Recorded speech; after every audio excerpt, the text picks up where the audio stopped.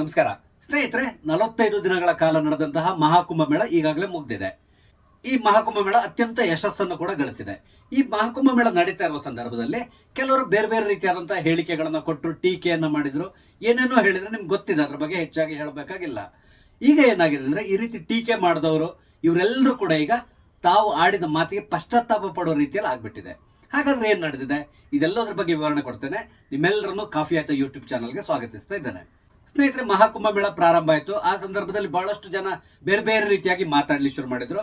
ಅಂದ್ರೆ ಈ ಕುಂಭಮೇಳ ಯಶಸ್ಸನ್ನು ಗಳಿಸಲ್ಲ, ಅಲ್ಲಿ ಸರಿಯಾದ ವ್ಯವಸ್ಥೆ ಇಲ್ಲ, ಹಾಗಾಗ್ತದೆ ಹೀಗಾಗ್ತದೆ ಅಂತಕೊಂಡು ಬಹಳಷ್ಟು ಟೀಕೆ ಟಿಪ್ಪಣಿಗಳನ್ನ ನಾವು ಕೇಳಿದ್ದೇವೆ. ಆದ್ರೆ ಯೋಗಿ ಆದಿತ್ಯನಾಥ್ ಅವರು ಯಾವುದೇ ಕಾರಣಕ್ಕೆ ಒಂದೇ ಒಂದು ಸಣ್ಣ ಮಿಸ್ಟೇಕ್ಗಳು ಆಗದ ರೀತಿಯಲ್ಲಿ ಈ ಕುಂಭಮೇಳವನ್ನ ಆಯೋಜನೆ ಮಾಡ್ಲಿಕ್ಕೆ ಪ್ರಯತ್ನ ಪಟ್ಟಿದ್ರು. ಆದ್ರೂ ಒಂದು ಸಣ್ಣ ಘಟನೆ ನಡೀತು. 19 ಜನ ಕಾಲು ತುಳಿತದಲ್ಲಿ ತೀರ್ಕೊಂಡ್ರು. ಇದು ಒಂದು ದುರ್ಘಟನೆ. ಅದು ಬಿಟ್ಟರೆ ಬೇರೆ ಯಾವುದೇ ರೀತಿಯಾದಂತಹ ಘಟನೆಗಳಲ್ಲಿ ನಡೆದಿಲ್ಲ. ಸಣ್ಣ ಪುಟ್ಟ ಅಗ್ನಿ ಅವಘಡ ನಡೆದಿದೆ, ಆದ್ರೆ ಅದರಿಂದಾಗಿ ಯಾರಿಗೂ ಹಾನಿ ಆಗ್ಲಿಲ್ಲ, ಅಂದ್ರೆ ಪ್ರಾಣ ಹಾನಿ ಆಗ್ಲಿಲ್ಲ. ಈ 2 ಘಟನೆಗಳನ್ನ ಬಿಟ್ರೆ ಮತ್ತೆ ಎಲ್ಲಾ ರೀತಿಯಾಗಿಯೂ ಅತ್ಯುತ್ತಮವಾಗಿ ಆಯೋಜನೆಗೊಂಡಂತಹ ಒಂದು ಕಾರ್ಯಕ್ರಮ ಅಂತೇಳಿನೇ ಹೇಳ್ಬಹುದು. ಯಾಕಂದ್ರೆ ಒಟ್ಟಿಗೆ ಅಲ್ಲಿ ಬಂದವರ ಸಂಖ್ಯೆ 66 ಕೋಟಿ ಜನ.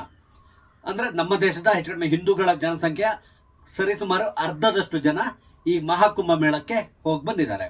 ಈ ಕುಂಭಮೇಳ ನಡೀತಾ ಇರುವಾಗ ನಮ್ಮ ಮಲ್ಲಿಕಾರ್ಜುನ್ ಖರ್ಗೆ ಅವರು ಹೇಳಿದ್ರು, ಅಲ್ಲಿ ಹೋಗಿ ಮುಳುಗಿ ಎದ್ರೆ ಬಡತನ ನಿವಾರಣೆ ಆಗ್ತದ, ಉದ್ಯೋಗ ಸಿಗ್ತದ, ಹಾಗೆ ಹೀಗೆ ಈ ರೀತಿ ಬಾಯಿ ಬಂದ ರೀತಿಯಲ್ಲ ಹೇಳಿಕೆಗಳನ್ನ ಅವ್ರು ಕೊಟ್ಟಿದ್ರು. ಅದು ನಿಮ್ಗೆ ಗೊತ್ತಿದೆ.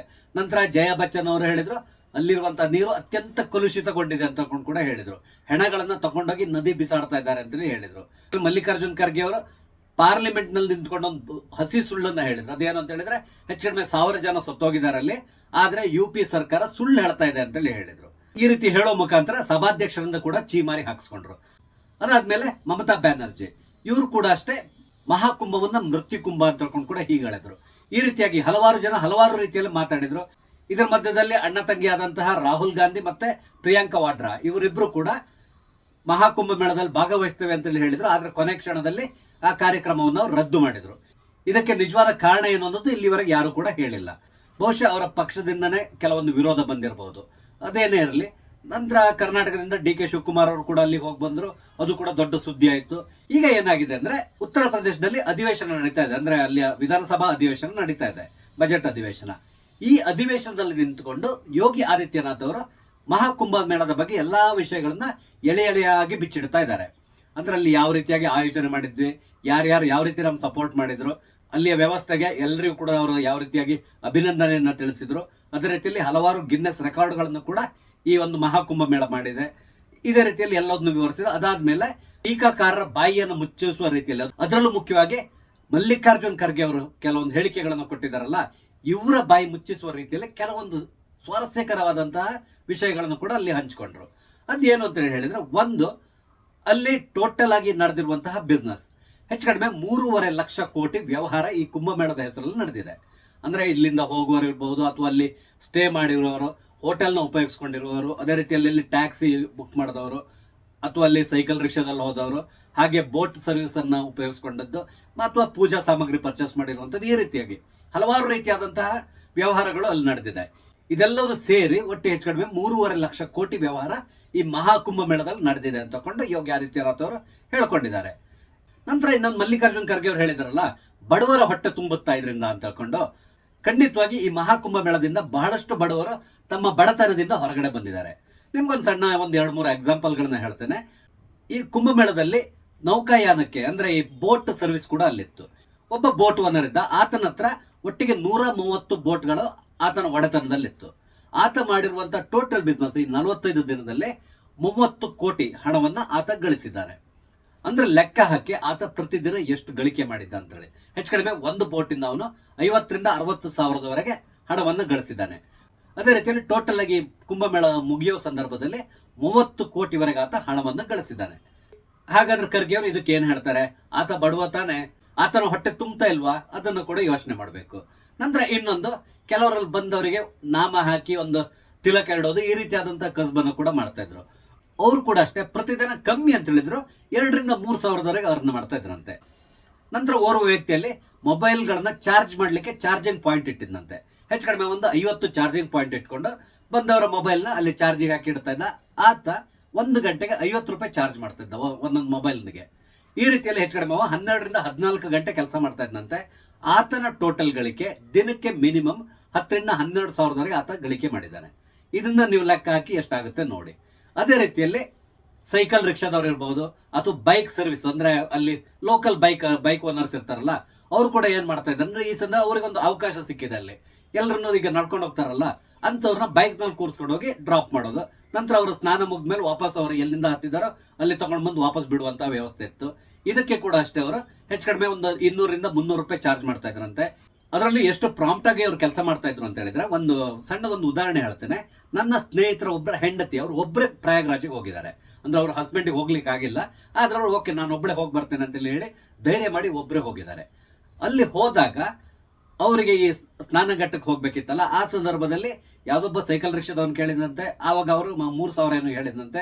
ಕೊನೆಗೆ ಏನ್ ಮಾಡಿದ್ರು, ಒಬ್ಬ ಬೈಕ್ನವನ್ ಸಿಕ್ಕದ, ಬನ್ನಿ ಮೇಡಮ್ ನಾನು ಕರ್ಕೊಂಡು ಹೋಗ್ತೇನೆ ಅಂತ ಹೇಳಿ ಅವ್ರನ್ನ ಸ್ನಾನ ಘಟ್ಟಕ್ಕೆ ಕರ್ಕೊಂಡೋಗಿ ಅವ್ರು ಸ್ನಾನ ಮಾಡುವವರೆಗೆ ವೆಯ್ಟ್ ಮಾಡಿ ಅವರ ಬಟ್ಟೆ ಬರೆ ಎಲ್ಲದನ್ನು ತನ್ನ ಬಳಿಯಲ್ಲಿ ಇಟ್ಕೊಂಡು, ನೀವೇನು ಹೆದರ್ಕೋಬೇಡಿ ಮೇಡಮ್, ನಾನು ಇಲ್ಲೇ ನಿಂತಿರ್ತೇನೆ, ನೀವು ಸ್ನಾನ ಮುಗಿಸ್ಕೊಂಡು ಬಟ್ಟೆನ ಬದಲಾಯಿಸ್ಕೊಂಡು ಬನ್ನಿ ಅಂತ ಹೇಳಿ ವೆಯ್ಟ್ ಮಾಡಿ ಅವ್ರದ್ದೆಲ್ಲ ಪೂಜೆ ಗೀಜೆ ಎಲ್ಲ ಮುಗ್ದಾದ್ಮೇಲೆ ಅವ್ರನ್ನ ಪುನಃ ವಾಪಸ್ ಕರ್ಕೊಂಡು ಬಂದು ಅವ್ರನ್ನ ಎಲ್ಲಿಂದ ಪಿಕ್ ಮಾಡಿದಾನೋ ಅಲ್ಲಿ ತಗೊಂಡೋಗಿ ವಾಪಸ್ ಬಿಟ್ಟಿದ್ದಾನೆ. ಆತ ಮಾಡಿರುವಂತ ಚಾರ್ಜ್ ಕೇವಲ 300 ರೂಪಾಯಿ ಅಂತೆ. ಅಂದ್ರೆ ಅಲ್ಲಿಯ ಜನರು ಕೂಡ ಅಷ್ಟೇ ಈ ಸಂದರ್ಭದಲ್ಲಿ ಯಾವುದನ್ನು ಕೂಡ ಮಿಸ್ಯೂಸ್ ಮಾಡ್ಕೊಳ್ಳಿಕ್ಕೆ ಕೂಡ ಹೋಗಿಲ್ಲ. ಯಾಕಂದ್ರೆ ಎಲ್ರಿಗೂ ಇದ್ದಿದ್ದೊಂದು ಹೆದರಿಕೆ ಏನು ಅಂದ್ರೆ, ಯೋಗಿ ಆದಿತ್ಯನಾಥ್ ನಮ್ಮ ಮೇಲೆ ಕಣ್ಣಿಟ್ಟಿದ್ದಾರೆ ಅನ್ನೋ ಒಂದು ಭಯ ಅವ್ರೆಲ್ರಿಗೂ ಇತ್ತು. ಯಾಕಂದ್ರೆ ಪ್ರತಿಯೊಂದು ಕಡೆಗಳಲ್ಲಿ ಕೂಡ ಅಲ್ಲಿ ಪೊಲೀಸರು ಸಂಪೂರ್ಣವಾದಂತಹ ನಿಗಾವನ್ನು ವಹಿಸಿದ್ರು. AI ಕ್ಯಾಮೆರಾಗಳನ್ನು ಯೂಸ್ ಮಾಡ್ತಾ ಇದ್ರು, ಡ್ರೋನ್ಗಳು ಹಾರಾಡ್ತಾ ಇತ್ತು. ಅದೇ ರೀತಿಯಲ್ಲಿ ಪ್ರತಿಯೊಂದು ಕಡೆಯಲ್ಲೂ ಕೂಡ ಕ್ಯಾಮೆರಾ ಕಣ್ಗಾವಲಿದ್ದರಿಂದ ಯಾರು ಕೂಡ ಕ್ರೈಮ್ ಮಾಡ್ಲಿಕ್ಕೆ ಕೂಡ ಹೆದರ್ಕೊಂಡ್ರು. ಅಂದ್ರೆ ಸುಲಿಗೆ ಮಾಡೋದು ಅಥವಾ ಬೇರೆ ಕಳ್ತನ ಮಾಡೋದು, ಈ ರೀತಿಯಾದಂತಹ ಘಟನೆಗಳು ಕೂಡ ತುಂಬಾ ಕಮ್ಮಿ ನಡೆದಿದೆ ಅಂತ ಹೇಳಿ ಹೇಳ್ಬೋದು. ಅಷ್ಟೊಂದು ಅಚ್ಚುಕಟ್ಟಾದಂತಹ ವ್ಯವಸ್ಥೆಯನ್ನ ಮಾಡಿದ್ರು. ಹೀಗೆ ಈ ಬೈಕ್ ಅನ್ನ ಇಟ್ಕೊಂಡು ಅವರು ಕೂಡ ಅಷ್ಟೇ ಪ್ರತಿದಿನ 1000 ರೂಪಾಯಿಯನ್ನು ದುಡಿತಾ ಇದ್ರು. ನಂತರ ನನ್ನ ಸ್ನೇಹಿತರೊಬ್ಬರಲ್ಲಿ ಹೆಚ್ಚು ಬಂದು 30-35 ದಿನ ವಾಲಂಟಿಯರ್ ಆಗಿ ಕೆಲಸ ಮಾಡಿ ನಿನ್ನೆ ಅಷ್ಟೇ ವಾಪಸ್ ಬಂದಿದ್ರು ಅವರು. ನಿನ್ನೆ ನನಗೆ ಸಿಕ್ಕಿದ್ರು ಅವರು. ನಿನ್ನೆ ಅವ್ರು ಹೇಳ್ತಾ ಇದ್ರು, ಅವರು ಒಬ್ಬ ಆಟೋ ಡ್ರೈವರ್ನ ಮಾತಾಡಿಸಿದಂತೆ. ಆತ ಹೇಳಿದ್ದೇನು ಅಂತ ಹೇಳಿದ್ರೆ, ನಾನು ಈ ಒಂದು 45 ದಿನದಲ್ಲಿ ಹೆಚ್ಚು ಕಡಿಮೆ ನಾನೊಂದು 10ರಿಂದ 12 ಲಕ್ಷದವರೆಗೆ ನಾನು ದುಡಿದಿದ್ದೇನೆ ಸರ್ ಅಂತೇಳಿ. ನಾನು ಇನ್ನೊಂದು 2 ಅಥವಾ 3 ಆಟೋಗಳನ್ನ ತಗೊಳ್ತಾ ಇದ್ದೇನೆ ಅಂತ ಹೇಳ್ಕೊಂಡು ಕೂಡ ಹೇಳಿದಂತೆ. ಅಂದ್ರೆ ನೀವು ಜಸ್ಟ್ ಯೋಚನೆ ಮಾಡಬಹುದು ಯಾವ ರೀತಿಯಾಗಿ ಈ ಕುಂಭಮೇಳ ಹಲವರ ಬಡತನವನ್ನ ನಿವಾರಣೆ ಮಾಡ್ತು ಅಂತೇಳಿ. ಅಂದ್ರೆ ಇಲ್ಲಿ ಖರ್ಗೆ ಅವರು ಹೇಳಿದ ಮಾತಿದೆಯಲ್ಲ, ಬಡತನ ನಿವಾರಣೆ ಆಗ್ತದ ಅಂತೇಳಿ, ಈ ಮಾತಿಗೆ ಖಂಡಿತವಾಗಿ ಉತ್ತರ ಈಗ ಸಿಕ್ಕಿದೆ ಅಂತೇಳಿ ಹೇಳ್ಬೋದು. ನನ್ನ ಫ್ರೆಂಡ್ಸಿಗೆ ಆಗಿರುವಂತಹ ಅನುಭವವನ್ನು ನಾನು ನಿಮ್ಮ ಹತ್ರ ಹೇಳಿದ್ದೇನೆ. ಇನ್ನು ಉಳಿದಿದ್ದನ್ನೆಲ್ಲವನ್ನು ಕೂಡ ಯೋಗಿ ಆದಿತ್ಯನಾಥ್ ಅವರು ವಿಧಾನಸಭೆಯಲ್ಲಿ ನಿಂತ್ಕೊಂಡು ಎಳೆಯಾಗಿ ಬಿಡಿಸಿ ಹೇಳಿದ್ದಾರೆ. ಪ್ರತಿಯೊಂದು ಯಾರಿಗೆ ಎಷ್ಟು ಅರ್ನಿಂಗ್ ಆಗಿದೆ ಈ ಕುಂಭಮೇಳದಲ್ಲಿ ಅಂತ ತಗೊಂಡು ಸಂಪೂರ್ಣವಾಗಿ ಡಿಟೇಲ್ ಆಗಿ ಅವರು ಹೇಳಿದ್ದಾರೆ. ಅದೇ ರೀತಿಯಲ್ಲಿ ಅಲ್ಲಿರುವಂತಹ ಪೊಲೀಸ್ ಪಡೆ ಅವರು ಕೂಡ ಅಷ್ಟೇ ಅಹರ್ನಿಶಿ ದುಡಿತಾ ಇದ್ರು. ಆದ್ರೂ ಎಲ್ಲಿಯೂ ಕೂಡ ಅವರು ಯಾರು ಏನೇ ಪ್ರಶ್ನೆ ಕೇಳಿದ್ರು ಕೂಡ ಅದಕ್ಕೆ ಸಮಾಧಾನದಿಂದ ಉತ್ತರ ಕೊಡ್ತಾ ಇದ್ರು. ಯಾರಿಗೂ ಕೂಡ ರಫ್ ಆಗಿ ಮಾತಾಡ್ತಾ ಇರಲಿಲ್ಲ, ಅಥವಾ ಅವ್ರನ್ನ ನೀನ್ ಸೌತ್ ಇಂಡಿಯಾದವನು, ನಿನಗೆ ಭಾಷೆ ಬರಲ್ಲ ಅಂತೇಳಿ ಹೇಳಿ ಆತನನ್ನ ಹೀಗಳೆಯೋದು, ಅಲ್ಲಿಂದ ಓಡಿಸೋದು, ಈ ರೀತಿ ಏನು ಮಾಡಲಿಲ್ಲ. ಅದಕ್ಕೆ ಬದಲಾಗಿ ಪ್ರತಿಯೊಬ್ಬರಿಗೂ ಕೂಡ ಸರಿಯಾದ ರೀತಿಯಲ್ಲಿ ಇನ್ಫಾರ್ಮೇಶನ್ ಕೊಡ್ತಾ ಇದ್ರಂತೆ.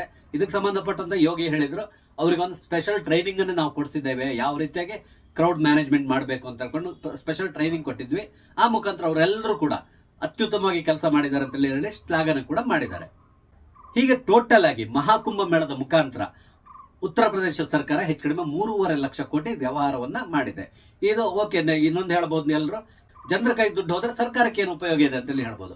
ಸರ್ಕಾರಕ್ಕೆ ಟ್ಯಾಕ್ಸ್ ಬರ್ತದೆ, ನಂತರ ಜನರ ದುಡ್ಡು ಹೋದ್ರು ಕೂಡ, ಜನರ ಕೈ ದುಡ್ಡು ಹೋದ್ರು ಕೂಡ ಆ ದುಡ್ಡನ್ನು ಅವ್ರೇನು ಮನೇಲಿ ಇಟ್ಕೊಂಡು ಕೂತ್ಕೊಳ್ಳಲ್ಲ, ಅದನ್ನ ಪುನಃ ಇನ್ವೆಸ್ಟ್ ಮಾಡ್ತಾರೆ. ಆಗ ಪುನಃ ಅದ್ರ ಮುಖಾಂತರ ಸರ್ಕಾರಕ್ಕೆ ಪ್ರಾಫಿಟ್ ಬರ್ತದೆ. ಅದೇ ರೀತಿಯಲ್ಲಿ ಇವರ ಜೀವನ ಮಟ್ಟ ಕೂಡ ಸುಧಾರಿಸ್ತಾ ಹೋಗ್ತದೆ. ಹಲವಾರ ಬಡತನ ಇದರಿಂದ ನಿವಾರಣೆ ಆಗಿದೆ. ಇದನ್ನ ಖಂಡಿತವಾಗಿ ಖರ್ಗೆ ಅವರು ಒಪ್ಕೊಳ್ಬೇಕು. ಸಾಧ್ಯ ಆದ್ರೆ ಖರ್ಗೆ ಅವರು ಮುಂದಿನ ಯಾವ್ದಾದ್ರು ಒಂದು ಸಭೆಯಲ್ಲಿ ನಿಂತ್ಕೊಂಡು ಇದ್ರ ಬಗ್ಗೆ ಮಾತಾಡ್ಬೇಕಾಗಿ ಬರ್ತದೆ. ಯಾಕಂದ್ರೆ ಅವ್ರು ಹೇಳಿದ್ರಲ್ಲ, ಬಡತನ ನಿವಾರಣೆ ಆಗ್ತದ ಅಂತ ಮಹಾಕುಂಭ ಮೇಳದಿಂದ. ಅಂದ್ರೆ ಪೂರ್ವಾಗ್ರಹ ಪೀಡಿತರಾಗಿ ಹೇಳಿದ್ದಾರೆ ಅವರು. ಗೊತ್ತಿದೆಯಲ್ಲ ನಿಮ್ ಕಾಂಗ್ರೆಸ್ನವರು ಹಿಂದೂಗಳ ಬಗ್ಗೆ ಅಥವಾ ಹಿಂದೂಗಳ ಆಚರಣೆಗಳ ಬಗ್ಗೆ ಅವರ ಮನಸ್ಥಿತಿ ಹೇಗಿದೆ ಅನ್ನೋದು ನಿಮ್ಗೆ ತುಂಬಾ ಚೆನ್ನಾಗಿ ಗೊತ್ತಿದೆ. ಆ ಮನಸ್ಥಿತಿಯಲ್ಲಿ ಅವರು ಈ ರೀತಿಯಾಗಿ ಮಾತಾಡಿದ್ದಾರೆ. ಆದ್ರೆ ಈಗ ಖರ್ಗೆ ಅವರು ಹೇಳಿರುವಂತ ಮಾತಿಗೆ ಕ್ಷಮೆ ಕೇಳುವಂತಹ ಸಮಯ ಬಂದಿದೆ ಅನ್ಸ್ತದೆ. ಖರ್ಗೆ ಅವರು ಯಾವ್ದಾದ್ರು ಒಂದು ಸಭೆಯಲ್ಲಿ ನಿಂತ್ಕೊಂಡು ಈ ರೀತಿಯಾಗಿ ನಾನು ಮೊದಲು ಹೇಳಿದ್ದೇನೆ, ಆದ್ರೆ ನನ್ನ ಕಡೆಯಿಂದ ತಪ್ಪಾಗಿದೆ, ದಯವಿಟ್ಟು ನಂಗೆ ಕ್ಷಮಿಸಿ ಅಂತೇಳಿ ಹೇಳಿ ಖರ್ಗೆ ಅವರು ಕ್ಷಮೆಯನ್ನ ಕೇಳಿ ದೊಡ್ಡವರಾಗೋದು ತುಂಬಾ ಒಳ್ಳೇದು ಅನ್ಸ್ತದೆ. ಸ್ನೇಹಿತರೆ, ಇದನ್ನು ನಾವು ಎಕ್ಸ್ಪೆಕ್ಟ್ ಮಾಡ್ಲಿಕ್ಕೆ ಸಾಧ್ಯ ಇಲ್ಲ. ಯಾಕಂದ್ರೆ ಖರ್ಗೆನೇ ಆಗಿರ್ತಾರೆ ಅಥವಾ ಅವ್ರು ಕಾಂಗ್ರೆಸ್ನವರು, ಆ ರೀತಿಯಾಗಿ ಕೇಳಲಿ ಸಾಧ್ಯ ಇಲ್ಲ. ಒಂದ್ ವೇಳೆ ಕೇಳೋದಿದ್ರು ಕೂಡ ಬೇರೆ ಕಡೆಯಿಂದ ಅವ್ರಿಗೆ ಪರ್ಮಿಷನ್ ತಗೊಳ್ಬೇಕಾಗ್ತದೆ ಅವರು. ಆದ್ರಿಂದ ಖರ್ಗೆ ಅವರು ಆ ಕೆಲಸವನ್ನ ಮಾಡಲ್ಲ ಅನ್ನೋ ನನಗೂ ಗೊತ್ತಿದೆ, ನಿಮಗೂ ಗೊತ್ತಿದೆ. ಅದೇನೇ ಇರಲಿ, ಮಹಾಕುಂಭ ಮೇಳದ ಯಶಸ್ಸು, ನಂತರ ಅದರಿಂದ ಉಳಿದವರ ಬಡತನ ಯಾವ ರೀತಿ ನಿವಾರಣೆ ಆಯಿತು ಅನ್ನೋದಕ್ಕೆ ಕೆಲವೊಂದು ಉದಾಹರಣೆಗಳನ್ನು ನಾನು ನಿಮ್ಗೆ ಕೊಟ್ಟಿದ್ದೇನೆ. ಸ್ನೇಹಿತರೆ, ನಾನು ಹಂಚಿಕೊಂಡಂಥ ವಿಷಯ ಇಷ್ಟ ಆದರೆ ಲೈಕ್ ಮಾಡಿ, ಶೇರ್ ಮಾಡಿ, ಹಾಗೆ ದಯವಿಟ್ಟು ನನ್ನ ಚಾನಲ್ ಸಬ್ಸ್ಕ್ರೈಬ್ ಮಾಡಿ. ನಮಸ್ತೆ, ಜೈ ಹಿಂದ್.